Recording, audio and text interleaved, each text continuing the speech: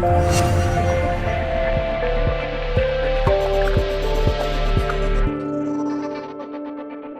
Jungle. Hello students, this is lecture number 3 on set theory. बच्चों last lecture को हमने and किया था सम स्टैंडर्ड इनफाइनाइट सेट्स को लेकर, जिसमें से पहला जो सेट था सेट ऑफ नेचुरल नंबर्स, उसके बारे में हमने थोड़ा सा डिस्कशन वहाँ पर कर लिया था और उसके बाद हमने वो लेक्चर वहाँ पर स्टॉप किया था। अब उसके आगे हम कंटिन्यू कर रहे हैं कि और कौन कौन से स्टैंडर्ड सेट्स होते हैं जो हमें याद होने चाहिए। तो यहाँ पर आपके सामने आप बोर्ड पर देख रहे होंगे एक लिस्ट मैंने बनाई है सेट ऑफ नेचुरल नंबर्स, जो कि हमने लास्ट लेक्चर के लास्ट में डिस्कस किया था।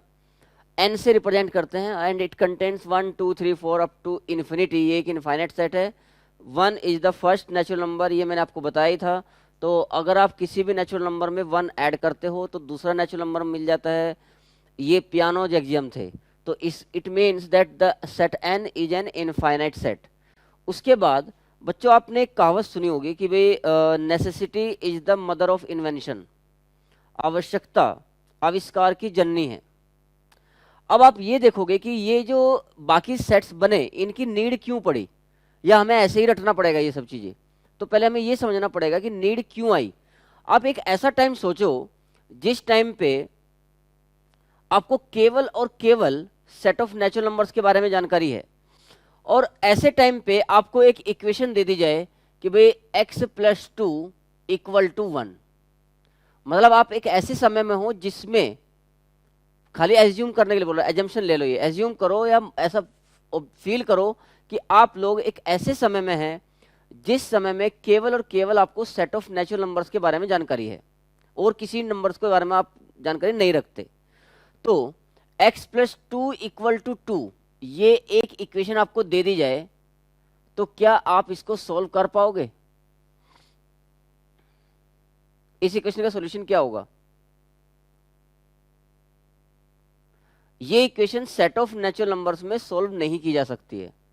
इसका मतलब ये हुआ कि हमें इस सेट n को एक्सटेंड करना पड़ेगा, क्योंकि अगर आप यहां पर इसको सॉल्व करते हो तो आप लिख रहे हो भी x = 2 - 2 दैट इज x = 0, लेकिन 0 तो आपके पास नॉन था ही नहीं। इसलिए जो 0 आया वो आपको किसी न किसी सेट में तो डालना पड़ेगा। आप किस सेट में डालोगे 0 को? जो सेट आपके पास ऑलरेडी है। तो आपने क्या किया, सेट ऑफ नेचुरल नंबर्स में 0 को इंक्लूड कर दिया, बाकी सब सेम है। तो जैसे ही 0 को आपने इंक्लूड किया तो ये एक नया सेट बन गया, set of whole numbers 0 1 2 3 up to infinity. This is set of whole numbers. इसको हम ऐसे भी लिख लेते हैं n union 0, n union singleton 0, ऐसे भी लिख सकते हो आप इसको। यूनियन इंटरसेक्शन ये क्या होता है ये आगे हम आपको पढ़ाएंगे अभी, है ना।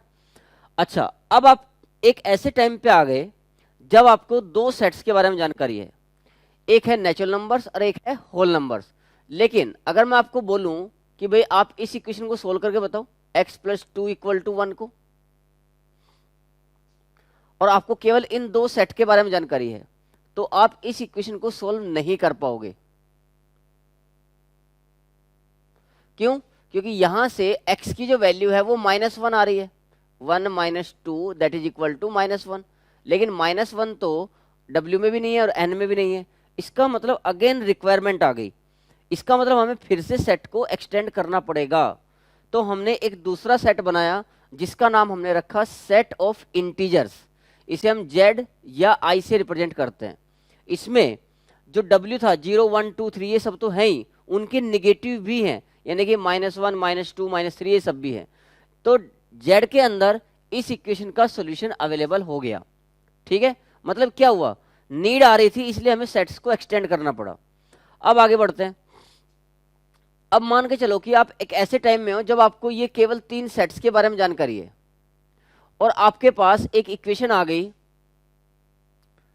Solve 2x = 3।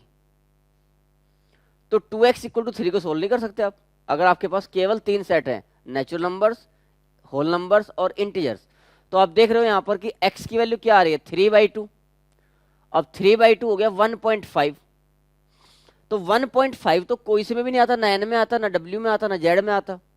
तो अगेन हमें नीड आ गई कि हमें फिर से सेट को एक्सटेंड करना पड़ेगा, और जो नेक्स्ट एक्सटेंशन आया सेट का वो है सेट ऑफ रैशनल नंबर्स, जिसमें सेट ऑफ रैशनल नंबर्स को हम क्यू से रिप्रेजेंट करते हैं, और जिसमें पी अपॉन क्यू की फॉर्म के नंबर्स रहते हैं, जहां पर पी और क्यू इंटीजर्स हैं, क्यू यानी कि जो डिनोमिनेटर है वो 0 नहीं होना चाहिए, और पी और क्यू का HCF 1 होना चाहिए, मतलब जो नंबर्स पी अपॉन क्यू की फॉर्म में हैं they are in their simplest form, ठीक है, जैसे 2/3, 3/1, 3/4, है ना, लाइक दिस 2/3, 3/5, जैसे कहीं अगर ऐसा आ गया 4/6 तो आपको इसको काट के लिखना है 2/3, ऐसे HCF 1 बनाना है, ठीक है।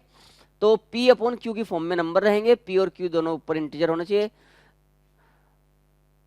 अच्छा, अब नेक्स्ट जो आता है, नेक्स्ट एक्सटेंशन क्या आया, आपने ये भी समझ लिया यार, हमें ये 4 सेट्स के बारे में जानकारी हो गई।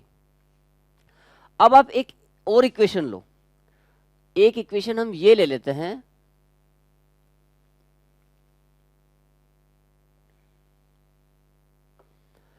x² इक्वल टू 3, यानी कि x is equal two plus minus √3, x is equal two plus minus √3। तो ये √3 तो इन चारों में किसी में नहीं आया, इसका मतलब हमें फिर से एक्सटेंड करना पड़ेगा सेट को। तो ये जो रूट वाले नंबर्स होते हैं इनको हम बोलते हैं इर्रेशनल नंबर्स, इर्रेशनल। ये जैसे जैसे आपका कोर्स आगे बढ़ेगा ये सारे सेट्स आप लोगों के सामने आते रहेंगे डिटेल में, चैप्टर्स हैं पूरे पूरे। जैसे 7th क्लास में आप लोगों ने इंटीजर्स पढ़ लिया होगा, अभी आप लोग 8th क्लास में जो नेक्स्ट चैप्टर है वो रैशनल नंबर है, वो पूरा डिटेल में पढ़ेंगे, रैशनल नंबर 8 में। 9th में रैशनल फिर से पढ़ेंगे, इर्रेशनल भी पढ़ेंगे, और 10th में पूरा रियल नंबर्स पढ़ेंगे। रियल नंबर क्या होता है? रियल नंबर ये एक नंबर लाइन इसमें कंसिडर की जाती है, और हम ये मानते हैं कि ये नंबर लाइन -∞ से स्टार्ट होती है और +∞ पे जाती है, और इसका जो मिड पॉइंट है वो 0 है। 0 के राइट में अगर आप चलते हो तो ये पॉजिटिव डायरेक्शन है, और 0 के अगर आप लेफ्ट में चलते हो तो ये नेगेटिव डायरेक्शन है। इस नंबर लाइन पर आप कहीं भी कोई पॉइंट मार्क करते हो वो पॉइंट एक रियल नंबर को रिप्रेजेंट करेगा, ठीक है। अब ये जो -∞ और इन्फिनिटी है ये क्या है भाई? तो -∞ स्मॉलेस्ट रियल नंबर, जो सबसे छोटा रियल नंबर हो सकता है उसका नाम रखा -∞, और +∞ क्या है? लार्जेस्ट रियल नंबर, जो सबसे बड़ा रियल नंबर हो सकता है वो है +∞। अब क्वेश्चन ये उठता है कि क्या सच में -∞ और +∞ होते हैं? बताओ, होते हैं क्या? क्या -∞ और +∞ होते हैं? अच्छा, मन में विचार चल होगा, सर नाम है तो होते ही होंगे, नहीं तो नाम क्यों होता? जब नाम है इनका, आपने इस पे मार्क भी किया है, -∞ है, ये +∞ है। तो बेटा आंसर इज नो। -∞ और +∞ यानी कि स्मॉलेस्ट रियल नंबर और लार्जेस्ट रियल नंबर नाम का कोई प्राणी है ही नहीं। ये केवल और केवल एक एजम्पशन है कि जो सबसे बड़ा रियल नंबर होगा उसे +∞ बोलेंगे, जो सबसे छोटा रियल नंबर होगा उसको -∞ बोलेंगे। लेकिन ना तो कोई सबसे बड़ा रियल नंबर होता है इसलिए कोई +∞ होता ही नहीं है, और ना ही कोई सबसे छोटा रियल नंबर होता है इसलिए कोई -∞ भी नहीं होता है। तो +∞ और -∞ they are just assumption to denote the largest and the smallest real numbers respectively. तो खैर ये चीज़ें जैसे जैसे आप आगे चाहेंगे, क्लासेस बढ़ेंगी आपकी, तो ये और डिटेल में आपके सामने आएगा पूरा पूरा। फिलहाल इस पर्टिकुलर चैप्टर के लिए आपको इन 5 सेट्स के नोटेशन और इनके जो एलिमेंट्स हैं उनके बारे में जानकारी होनी चाहिए, क्योंकि हम फिलहाल तो सेट पढ़ रहे हैं। आगे चल के हम इनको अलग अलग डिटेल में डिस्कस करेंगे तो वहां पर आपको और ज़्यादा इन्फॉर्मेशन हम इसके बारे में प्रोवाइड करेंगे, ठीक है। तो ये समझ में आ गया, स्टैंडर्ड सेट्स जो हमें याद करने हैं ये याद रहने चाहिए। अब नेक्स्ट जो कंसेप्ट है हमारा बच्चों वो क्या है? जैसे एक फैमिली बोला था मैंने कि सेट जो है वो एक फैमिली होती है, उसको आप एक फैमिली की तरह ट्रीट करो। तो फैमिली की सब फैमिलीज भी होती हैं, आपने सुना भी होगा। फैमिली की जो कुछ लोग अलग होकर रहना शुरू कर देते हैं वो उस बड़े फैमिली का सब फैमिली हो गया ना। ऐसा ही सेट में भी कंसेप्ट है। तो सेट का जो छोटी मतलब सेट को आप एक बड़ी फैमिली की तरह ट्रीट करो, तो जो उसकी छोटी फैमिली होती है उसे सबसेट बोला जाता है।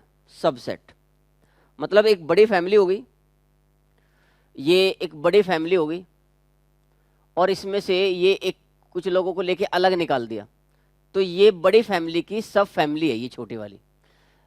तो ऐसा ही सेम कंसेप्ट जो है सेट थ्योरी के अंदर है। क्या है वो कंसेप्ट, देखते हैं। इसे हम बोलते हैं subset. Subset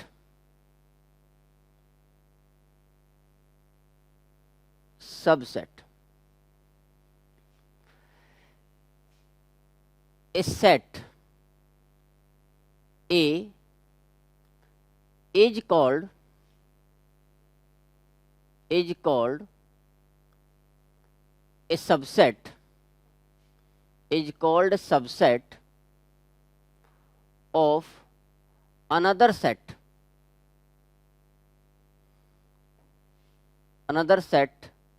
say B, if all the elements, if all the elements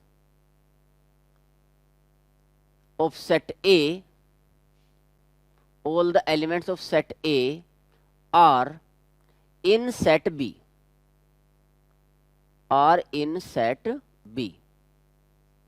मान लो कि A और B कोई भी दो सेट हैं, तो A को B का सबसेट कब कहेंगे, जब A के सभी एलिमेंट सेट B में हों। A is called a subset of another set B if all the elements, all, ये देखो all, मैंने जानबूझ के कैपिटल A बनाया यहाँ पर, all the elements of set A are in set B। जैसे for example suppose A equal to 1 2 3 है एंड B इक्वल टू है 1 2 3 4 5, या खाली 4 तक भी ले चलता, 1 2 3 4। तो यहां पर आप देख सकते हो कि A के सभी एलिमेंट B में हैं। It means A is a subset, A is a subset of B। और जब A B का सबसेट होता है तो in that case B is known as superset of A, superset of A। तो देखो यहां पर A जो हमने लिया बच्चों, एग्जाम्पल 1 मान लेते हैं इसको। A क्या है, A है 1 2 3 और B लिया 1 2 3 4। अब A में पहला एलिमेंट देखो 1, वो यहां भी है, 2 वो यहां भी है, 3 वो यहां भी है। मतलब क्या हुआ, A के सभी एलिमेंट, सेट A के सभी एलिमेंट्स सेट B में हैं, इसलिए A जो है वो B का सबसेट होगा। और अगर A B का सबसेट है यानी कि B बड़ी फैमिली है, तो B को बोलते हैं सुपर सेट ऑफ A। जैसे एक दूसरा एग्जाम्पल लेते हैं, example 2, suppose A equal to PQRS and B equal to PQRTU। तो क्या A B का सबसेट है, क्या A B का सबसेट है? तो answer is no, A is not a subset of B। A is not a subset of B। क्यों नहीं है? देखो PQR जो A में है वो PQR तो B में भी है, लेकिन ये जो S है S A में है लेकिन S B में नहीं है। S जो एलिमेंट है, because S belongs to A but S does not belongs to B। S जो एलिमेंट है वो सेट A में तो है लेकिन सेट B में नहीं है, जबकि सबसेट होने के लिए सेट ए के सारे एलिमेंट सेट बी में होने चाहिए, ऐसा तो नहीं हो रहा है। तो अगर एक भी एलिमेंट सेट ए का ऐसा हुआ जो सेट बी में नहीं है, तो ए बी का सबसेट नहीं होगा। ठीक है, तो ये दोनों एग्जाम्पल आप लोगों को अच्छे समझ में आ गए होंगे। अब इसको सिंबॉलिक फॉर्म में हम कैसे रिप्रेजेंट करते हैं बच्चों, देखो।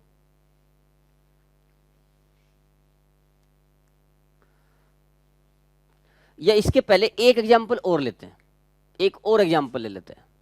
यहां पर लेते हैं एग्जाम्पल 3। अगर ए 1 2 3 है, ए जो है वो 1 2 3 है, और बी है 3 2 1, बी क्या है 3 2 1, तो क्या ए बी का सबसेट है? सोचो, क्या ए बी का सबसेट है?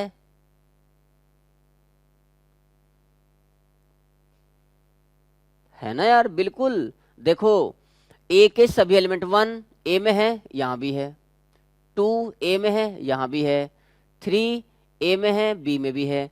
इसका मतलब A is a subset of B. A is a subset of B, A B का सबसेट है। एंड क्या बी भी ए का सबसेट है? क्या बी ए का सबसेट है? तो answer is yes, B is also a subset of A, B is also a subset of A. तो अगर ए बी का सबसेट हो और बी ए का सबसेट हो, तो उस केस में हम बोलते हैं ए इक्वल टू बी। ये डेफिनेशन मैं आपको अभी बताने वाला हूं, ए इक्वल टू बी। कोई भी दो सेट इक्वल कब होते हैं, ये डेफिनेशन हम, यही होती है एक्चुअल डेफिनेशन, कि अगर ए बी का सबसेट हो और बी ए का सबसेट हो, then we say that A equal to B, right. Okay, एक और एग्जांपल लेते हैं, एग्जांपल 4। इफ a equal to say 1 2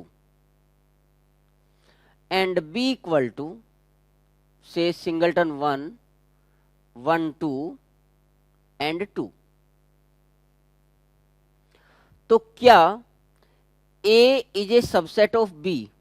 a is a subset of b। मतलब एक क्वेश्चन तो मुझे ये पूछना है आपसे, ट्रू फॉल्स में बताना है, ट्रू और फॉल्स। दूसरा, A belongs to B, A belongs to B, ये भी ट्रू फॉल्स में बताना है। सोचो कौन सा ट्रू है कौन सा फॉल्स है।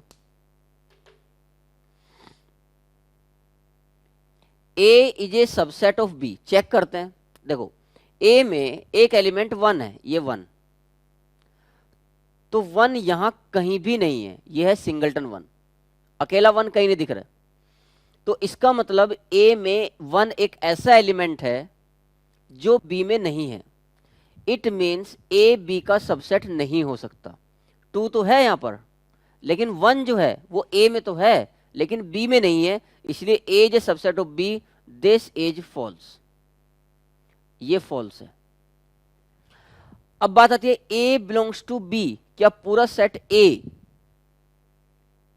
ये B में बिलोंग करता है? देखो पूरा सेट ये है A, तो ये रहा ना पूरा, मतलब आप इसको ऐसे भी तो लिख सकते हो, सिंगलटन 1 और ये A है पूरा को पूरा और 2, तो B जो सेट है ना B, A उस B का एक मेंबर है, तो A belongs to B is true, ये ट्रू है, इसका आंसर ट्रू हो गया। अब हम बच्चों इनके कुछ सिंबल्स लेते हैं जो हम फ्रिक्वेंटली यूज करेंगे पूरे चैप्टर में, और ये मतलब one of the most important concept है जो सबसेट वाला है। इसको बहुत ध्यान से समझना है, बहुत ध्यान से करना है और खूब क्वेश्चंस की प्रैक्टिस करनी है इसमें।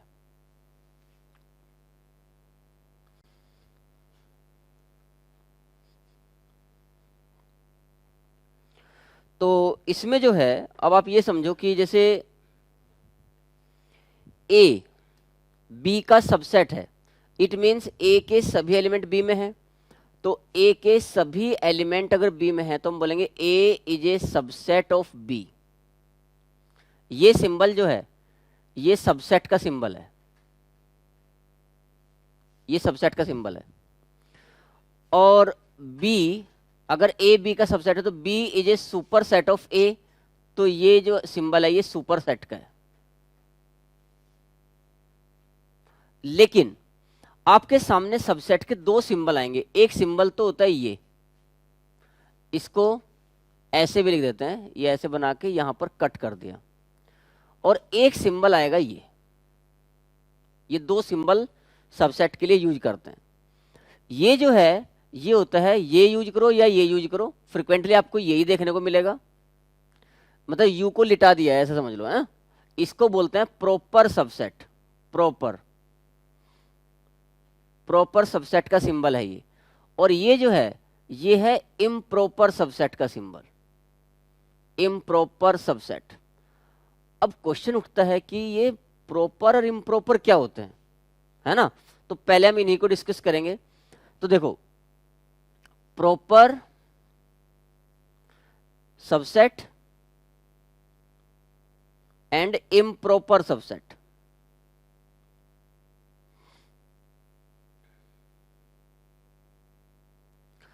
यहां पर आप एक बात ऑब्जर्व कर पा रहे होगे कि ये सबसेट के साथ साथ में इक्वल टू भी लगा है, यानी कि सबसेट भी हो और इक्वल भी हो, सबसेट भी हो और इक्वल भी हो, ऐसे सेट को इम्प्रॉपर बोलते हैं।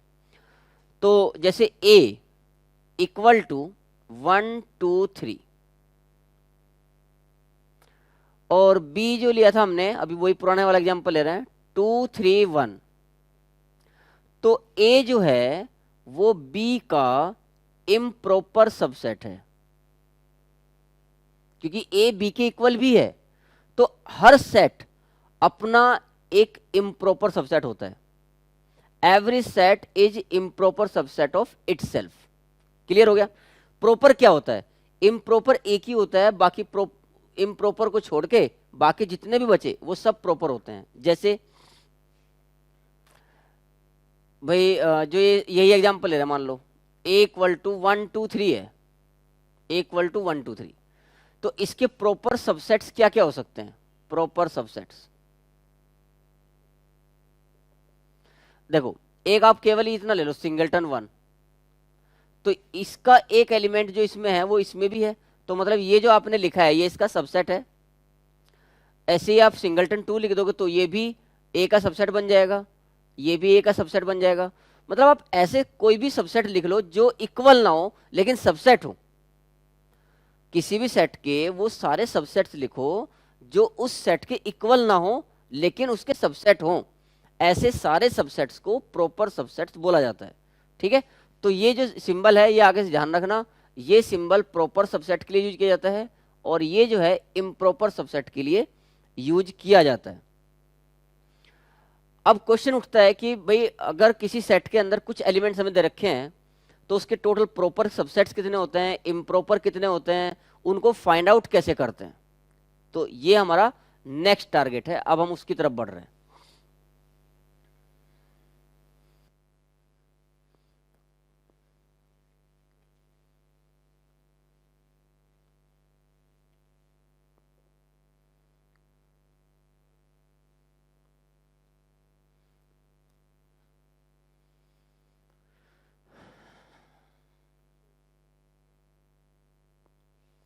Okay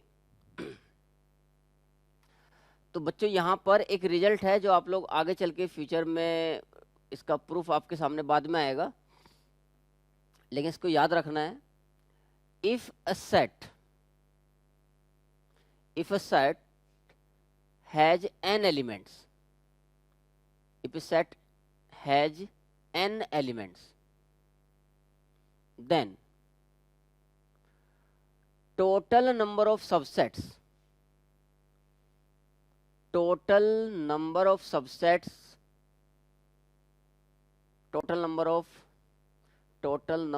subsets of that set is equal to 2 to the power n, 2 to the power n, and क्योंकि इम्प्रॉपर सबसेट जो है बच्चों वो एक ही होता है, तो प्रॉपर सबसेट्स कितने बचे, and number of proper subsets, number of proper subsets is equal to 2 to the power n minus 1। जैसे for example a equal to 1 2, तो इस सेट की कार्डिनैलिटी 2 है। कार्डिनैलिटी मतलब नंबर ऑफ एलिमेंट्स 2 है, यानी कि n की वैल्यू 2 होगी, तो इसके टोटल नंबर ऑफ सबसेट्स कितने होंगे, total number of subsets will be equal to 2 to the power 2, that is 4। Total number of subsets जो है वो 4 होंगे। Total number of proper subsets कितने होंगे, total number of proper subsets तो वो होंगे 4 - 1, that is 3। क्योंकि बच्चों याद रखो इम्प्रॉपर सबसेट एक ही होता है इटसेल्फ, हर सेट अपना ही केवल और केवल इम्प्रॉपर सबसेट होता है, अपने को छोड़ के और कोई दूसरा इम्प्रॉपर नहीं है, ठीक। अच्छा दूसरा एग्जांपल देखो, suppose a equal to P Q R है ये, तो इस सेट की कार्डिनैलिटी कितनी है 3, तो इसके टोटल सबसेट्स कितने होंगे, बताओ बताओ, टोटल सबसेट्स कितने होंगे इसके, 2 to the power 3। 2 की पावर n होता है ना, जहां पर n is the number of elements in the set, तो 2 की पावर 3 दैट इज 8। और इसके प्रॉपर सबसेट्स कितने होंगे, प्रॉपर सबसेट्स कितने हो जाएंगे इसके 7, प्रॉपर सबसेट्स इसके 7 हो जाएंगे, ठीक है। अब आपको ये समझ में आया कुछ कि भाई किसी सेट के प्रॉपर और इम्प्रॉपर नाम के 2 प्रकार के सबसेट होते हैं, और अगर किसी सेट A में n एलिमेंट्स हैं तो उसके टोटल कितने सबसेट्स होंगे और प्रॉपर कितने होंगे, ये बात समझ में आ गई। अब नेक्स्ट क्वेश्चन जो आप लोगों के माइंड में चल रहा होगा वो ये है, सर वो सबसेट्स फाइंड आउट कैसे करते हैं जिनके बारे में आप बात कर रहे हो। देखो अब हम सबसेट्स फाइंड करना सीखेंगे, कितने होते हैं तो हमने यहां पर सीख लिया।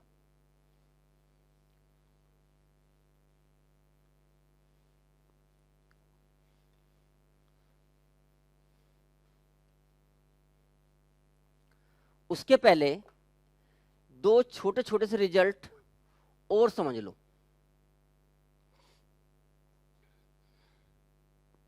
एक रिजल्ट तो ये हो गया अपना कि अगर किसी सेट A में n एलिमेंट्स हैं तो उसके टोटल नंबर ऑफ सबसेट्स जो होते हैं वो 2 की पावर n होते हैं। रिजल्ट 2,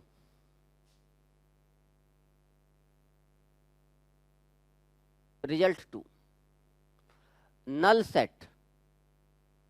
सेट या वॉइड सेट, जिसको हम फाई से रिप्रेजेंट कर रहे थे, नल सेट यानी कि फाई,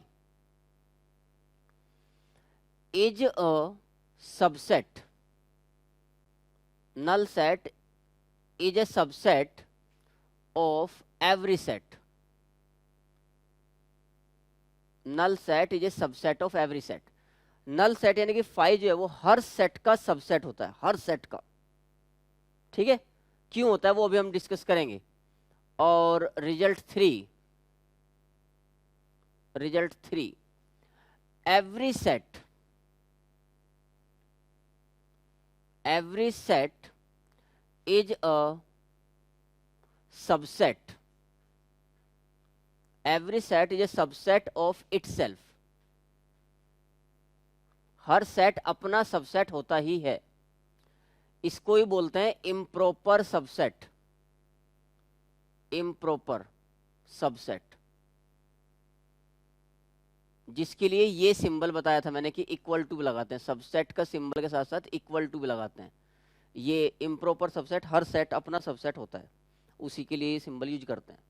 देखो एक बार फिर से बच्चों डेफिनेशन पे आते हैं।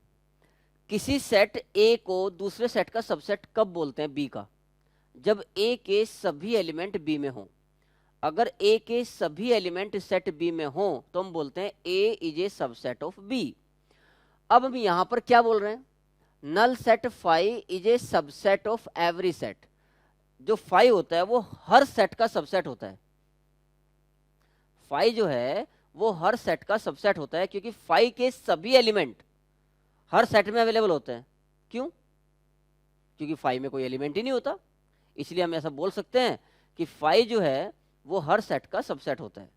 अब अगर किसी बच्चे को ये लग रहा हो कि सर ऐसे कैसे, मान ले फील नहीं हुई ये बात, तो अच्छा ठीक है, उल्टा लेके चलते हैं। अब फाई में ऐसा एक एलिमेंट बताओ जो दूसरे सेट में नहीं है। फाई में एक ऐसा एलिमेंट बता दो जो दूसरे सेट में नहीं है। और अगर आप ऐसा नहीं बता पा रहे हो तो फिर मान लो कि फाई में जितने भी एलिमेंट्स हैं वो सारे के सारे एलिमेंट दूसरे सेट में हैं। इसका मतलब फाई जो है वो हर सेट का सबसेट होता है। ठीक है, अब जब भी आप किसी भी सेट के सबसेट्स लिखेंगे तो फाई जरूर लिखना है। दूसरी बात, हर सेट अपना सबसेट होता ही है। Every set is a subset of itself. क्योंकि कोई भी सेट आपने ए लिया तो ए के सारे एलिमेंट तो ए में है ही ना। ए के सारे एलिमेंट ए में हैं, इसका मतलब A is a subset of itself. तो बच्चों, तीन रिजल्ट ये आपको मैंने टोटल बता दिए। ये तीनों रिजल्ट्स आपको सबसेट्स लिखने में बहुत हेल्प करेंगे। अब जैसे हम कुछ एग्जांपल्स लेते हैं। Example 1, write all subsets, write all subsets of A equal to, अब इसमें दो तीन क्वेश्चन ले सकते हैं। ए इक्वल टू से ए कॉमा बी, एक हो गया।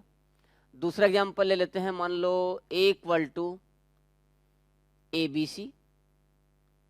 ठीक है, पहले ये दो क्वेश्चन करते हैं।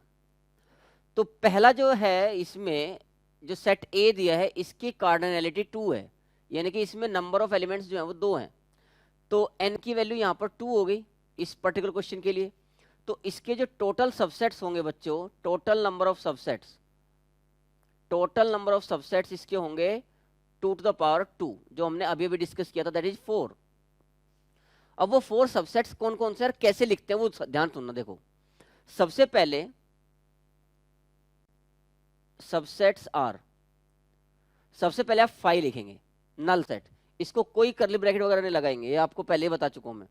फाई बिना किसी ब्रैकेट के लिखा जाएगा।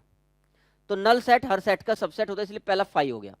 अब आप एक एक एलिमेंट को लेके सेट बनाओ, जैसे ए को लेके सेट बनाओ आप, तो एक एक को लेके, इनको बोलते हैं सिंगलटन सबसेट्स।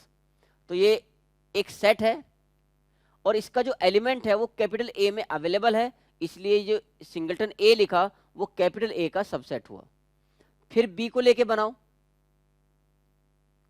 मतलब सिंपल रूल है, पहले 0 एलिमेंट्स को लेके बनाओ, फिर एक एक एलिमेंट्स को लेके बनाओ, फिर दो दो को लेके बनाओ। अब जब दो दो को लेके बनाओगे तो आपके पास एक ही बनाइए, और ये हो गया जो हर सेट अपना सबसेट होता है। तो बच्चों, इन 4 सबसेट्स में ये जो 3 है, ये 3 जो हैं ये प्रॉपर सबसेट्स हैं, proper subsets. End of course ये इकलौता जो है वो इम्प्रॉपर सबसेट है। आई बात समझ में? अब हम दूसरा एग्जांपल डिस्कस करते हैं। Suppose A equal to A B C. तो यहां पर इस सेकंड क्वेश्चन में आप देख सकते हो कि n की वैल्यू 3 है। तो टोटल सबसेट्स जो होंगे, टोटल सबसेट्स वो 2 की पावर 3 यानी कि 8 होंगे। अब वो 8 सबसेट्स कौन कौन से होंगे वो देखो। तो सबसेट्स आर, सबसेट्स आर, एक तो फाई होगा जो हर सेट का सबसेट होता ही है। अब एक एक एलिमेंट को लेके बनाओ, पहले ए को लिया आपने, सिंगलटन ए बना, फिर सिंगलटन बी बनेगा, फिर सिंगलटन सी बनेगा। एक एक को लेके बना, अब दो दो को लेके बनाओ। तो ए और बी को लेके जो एक अब सेट बनाओगे, देखो ये एक नया सेट बनाया आपने, ए कॉमा बी। ये जो सेट है इसके दोनों एलिमेंट कैपिटल ए में है कि नहीं, यानी कि ये ए का, कैपिटल ए का सबसेट है। इसके बाद ए और सी को लेके बना सकते हैं, देखो ये भी सबसेट हो गया। फिर बी और सी को लेके बना सकते हैं, ये भी सबसेट हो गया। तो दो दो को लेके ये बन गए टोटल आपके। कोई और तो अच्छा, इसमें बात का ध्यान रखना, ए बी लेना और बी ए लेना एक ही बात है। सेट में कौन सा एलिमेंट कहां लिखा गया ये मैटर नहीं करता। एलिमेंट्स का ऑर्डर मैटर नहीं करता है, ये एलिमेंट क्या है वो मैटर करता है। इसके बाद तीनों को लेके जो बनाएंगे वो ए बी सी, ये हो गया। तो इन बेटा देखो टोटल 8 हो गए ये, इन 8 में से ये जो लास्ट में बना है ये इकलौता इम्प्रॉपर है, क्योंकि हर सेट अपना इम्प्रॉपर सबसेट होता है। तो ये इम्प्रॉपर सबसेट है, बाकी के जो 7 है वो इसके प्रॉपर सबसेट्स हैं। तो उम्मीद है आपको सबसेट का एक बेसिक आइडिया अच्छे से लग गया होगा। ठीक है, अब कुछ डेफिनेशन ले लेते हैं बीच में, उसके बाद और बहुत सारे अच्छे अच्छे क्वेश्चन सबसेट पे करेंगे, क्योंकि ये one of the most important topic है। ठीक है, तो कुछ डेफिनेशंस जो हैं जो हमें अब यहाँ पर डिस्कस करनी चाहिए वो डिस्कस करते हैं। कि कोई भी दो सेट इक्वल कब होते हैं, इक्विवेलेंट कब होते हैं, है ना, ये हम डिस्कस करते हैं।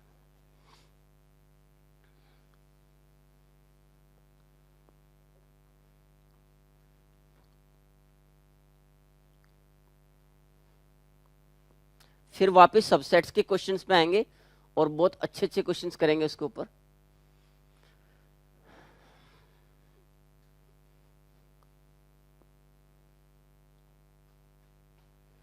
देखो इक्विवेलेंट सेट्स, ये डेफिनेशंस हैं समझो।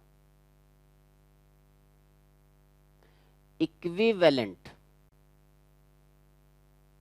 Sets, equivalent sets, two sets A and B are said to be equivalent, are said to be equivalent if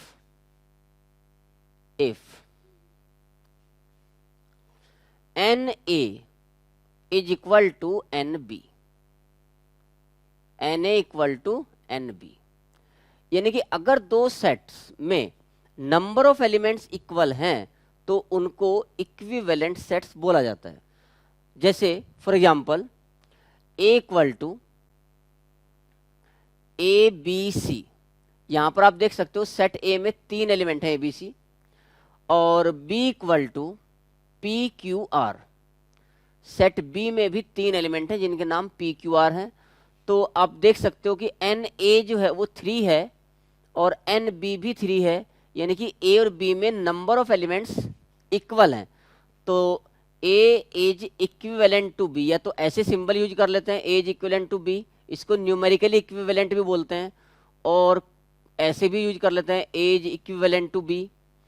ठीक है, या पूरा नाम है लिख लो कि A is equivalent to B। तो A is equivalent to B मतलब NA इक्वल टू NB, ये इक्विवेलेंट सेट्स हो गया। अब बात करते हैं इक्वल सेट्स की। इक्वल सेट्स ये एक इंपॉर्टेंट डेफिनेशन है, ये आपको फ्यूचर में कभी भी दो सेट आपस में इक्वल प्रूफ करने होंगे तो यही डेफिनेशन लगने वाली है।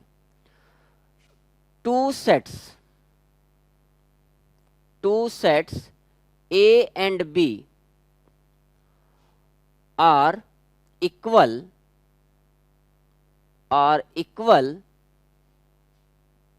if, अब इसमें दो चीजें हैं और इसकी डेफिनेशन भी दो हैं एक्चुअली।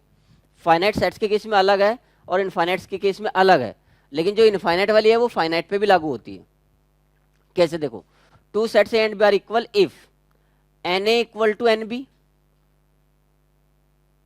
बल्कि यहां पर मैं लिख देता हूं two finite sets A and B are equal if NA equal to NB, that is A and B are equivalent. पहली कंडीशन तो ये होनी चाहिए, A and B are equivalent.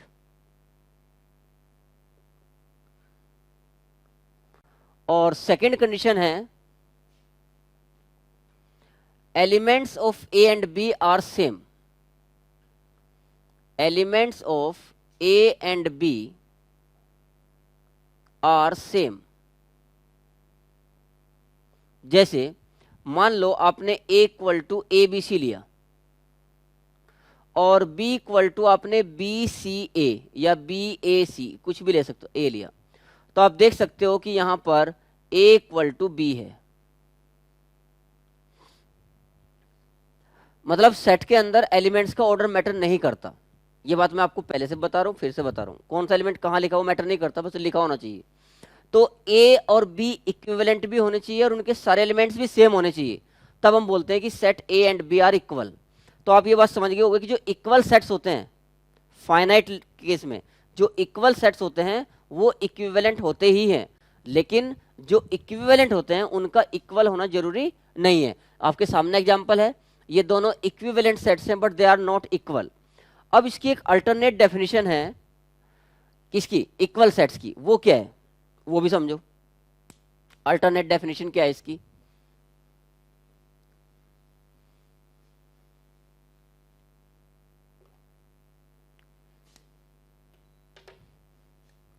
और करके लिख रहा हूं, और ये डेफिनेशन जो है वो इक्वल सेट्स की है।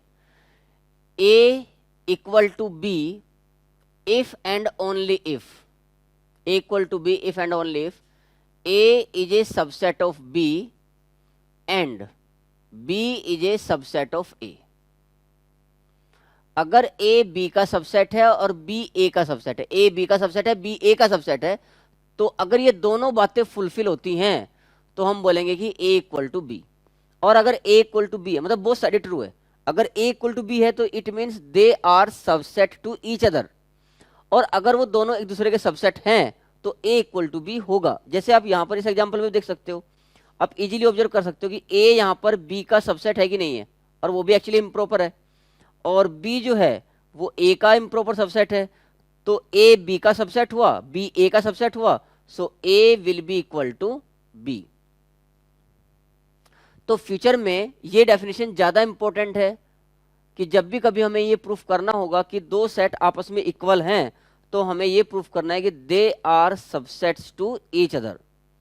तो बच्चों, आज की क्लास में हम लोगों ने बेसिक प्रॉपर्टीज ऑफ सबसेट सीखा, इक्वल सेट्स के बारे में सीखा, सबसेट फाइंड आउट करना सीखा, कितने सबसेट्स होते हैं, कितने प्रकार के होते हैं, प्रॉपर इम्प्रॉपर, ठीक है। नेक्स्ट क्लास में मैं आप लोगों को कुछ और एग्जाम्पल सबसेट्स के सिखाने वाला हूं, और उसके बाद हम लोग आगे के लेक्चर में क्या डिस्कस करेंगे, ऑपरेशंस ऑन सेट्स, कि किस तरीके से यूनियन, इंटरसेक्शन, जैसे नंबर्स में क्या होता है, नंबर्स में आप कैसे ऐड करते हो, कैसे सब्ट्रैक्ट करते हो, मल्टीप्लाई डिवाइड करते हो, इसी तरीके से सेट में क्या क्या ऑपरेशंस होते हैं वो हम लोग आगे की यानी कि कल की क्लास में कंटिन्यू करेंगे। So I hope you have enjoyed the lecture. Thank you.